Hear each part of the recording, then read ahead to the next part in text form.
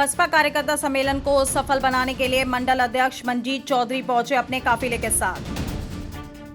मंडल अध्यक्ष मंजीत चौधरी के साथ सम्मेलन में पहुंचा हजारों कार्यकर्ताओं के साथ सैकड़ों गाड़ियों का काफिला।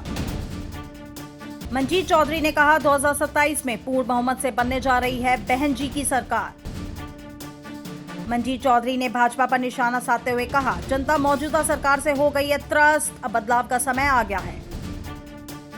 बसपा का आज विशाल कार्यकर्ता सम्मेलन है और बसपा के इस प्रोग्राम में काफी भीड़ जुटने की आशंका है, तो वहीं पर अहम भूमिका निभा रहे हैं मंजीत चौधरी, जहां पर सैकड़ों गाड़ी के काफिले के साथ सैकड़ों कार्यकर्ताओं के साथ कार्यकर्ता सम्मेलन को सफल बनाने के लिए पहुंच रहे हैं। और देख सकते हैं ट्रैक्टर पर मंजीत चौधरी बैठे, तो वहीं पर गाड़ियों का काफिला यहां पर कार्यकर्ता सम्मेलन में पहुंचने के लिए तैयार है और सभी गाड़ियों में कार्यकर्ता भरे हुए खचाखच और हजारों की संख्या में कार्यकर्ता पहुंचने की जो उम्मीद जताई जा रही थी, उसमें अहम योगदान जो है मंजीत चौधरी का है। सर, कितना बड़ा विशाल कार्यकर्ता सम्मेलन है आज?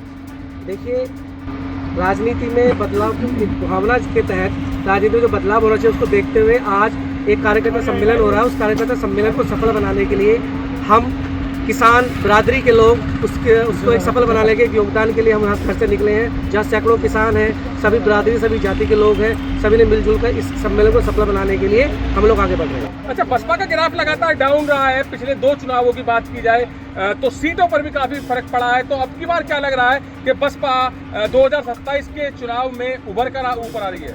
देखिए, जनता बदलाव चाहती है और जनता का जो रुख है आज बहन जी की तरफ है, तो उनको एक आस दिखाई दे रही है कि बहन जी का जो शासनकाल पीछे रहा है, उस शासनकाल में जो प्रशासन है या क्षेत्रीय जनता और देश के लिए जो काम किया उसको देखते हुए जनता बदलाव चाहती है और बदलाव की तरफ में जो जनता आज देख रही है बहन मायावती जी को देख रही है। अच्छा, भाजपा तो कह रही है लगातार सबका साथ सबका विश्वास और पूर्ण विश्वास के साथ जनता ही भाजपा को लेके आ रही है, क्योंकि जनता भाजपा से खुश है। देखिए, अभी चुनाव था तो चुनाव के टाइम में हमने देखा कि कोई चीज़ का बदलाव, जैसे ही चुनाव खत्म हुआ जनता पे एकदम मार पड़ी, पेट्रोल डीजल के 3 रुपये बढ़ा दिए गए। अभी तो आगे आप देखिए, मोदी जी कह रहे हैं सोना मत खरीदिए, मोदी जी कह रहे हैं घर से ट्रैक्टर मत निकालिए। अब बताइए, किसान खेती नहीं करेगा तो खाएगा क्या? देखिए, तेल के रेट बढ़ा दिए गए, पर चुनाव खत्म होती साल जैसे आगे के चुनाव आएंगे, फिर जैसे ही चुनाव फिर खत्म हो फिर तेल बढ़ा दिया जाएगा। आज देखिए, किसान दयनीय है और हम किसान की बात करेंगे। हम किसान के घर में हम यहाँ किसान हमारी कौम है, हमारी कोई जाति धर्म नहीं है, हम किसान बिरादरी से आते हैं और हमें दिख रहा है कि किसान का सत्यानाश कर दिया है सरकार। अच्छा, मोदी जी कह रहे हैं कि 1 साल तक सोना मत खरीदिए, तो उन सुनारों का या सर्राफों बाजार का किस तरह से परिवार चलेगा? क्योंकि अगर 1 साल तक लोग सोना नहीं खरीदते हैं तो उनके व्यापार पर काफी असर पड़ने वाला है। मतलब कितना बड़ी परेशानी में पहुंच सकता है सर्राफे का परिवार? देखिए, मैं तो पहले ही कह चुका हूँ कि ये सरकार किसी की नहीं है, सरकार किसान की नहीं है, नौजवान की नहीं है, व्यापारी की नहीं है, ये सरकार किसी की नहीं है, सरकार अपनी है। जब जब उन्हें अपना फायदा दिखता है वो अपनी बात करते हैं, ना वो किसान के बारे में सोच रहे हैं, ना वो मजदूर के बारे में सोच रहे हैं, ना युवा के बारे में सोच रहे हैं, ना व्यापारी वर्ग के बारे में सोच रहे हैं। व्यापारी बिल्कुल त्रस्त हो चुका है, लोग आत्महत्याएं कर रहे हैं गरीबी को देखते हुए, अपना रोजगार नहीं चल पा रहा है और पब्लिक त्रस्त है। और इस त्रस्तता को देखते ही ये अगला 2027 का चुनाव बदलाव में परिवर्तित होगा और बहन जी की सरकार पूर्ण बहुमत से बनेगी। अच्छा, पहले लंबी लंबी लाइन लगी गैस के सिलेंडरों के लिए, क्योंकि रसोई में काफी बड़ी किल्लत आ गई थी गैस की, और अब लंबी लंबी लाइन लग रही है पेट्रोल पंप पर, क्योंकि सोशल मीडिया पर काफी जगह की तस्वीर ऐसी आ रही है जहाँ पर लंबी लाइन पेट्रोल लेने के लिए लग रही है। तो क्यों हो रहा है ये सब?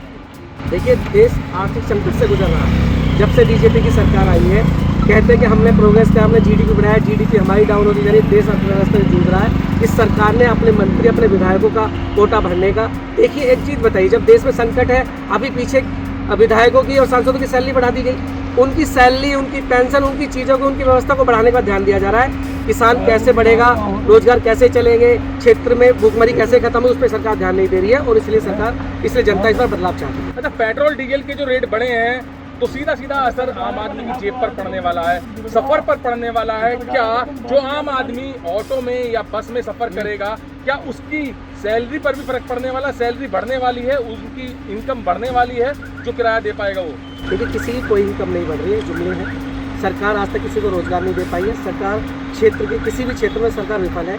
ना तो किसान खुशहाल है, ना रोजगार है, ना युवा खुशहाल है। सब लोग त्रस्त कर रहे हैं और आगे जाके देखिए भुखमरी की स्थिति पैदा होगी। तो कार्यकर्ता सम्मेलन जो आज बसपा का हो रहा है, इसमें सीधा निशाना भाजपा सरकार पर साधा जा रहा है, जहां पर कहा जा रहा है कि आज के समय में जनता भाजपा सरकार से त्रस्त है और 2027 में जनता ने बिल्कुल मूड बना लिया है इस सरकार को चेंज करने का। तो 2027 की तैयारियां बसपा के द्वारा शुरू हो चुकी हैं और दावा किया जा रहा है कि 2027 में बसपा सुप्रीमो मायावती की सरकार बनने जा रही है। कैमरामैन विकास के साथ सुशील शर्मा, हलचल इंडिया।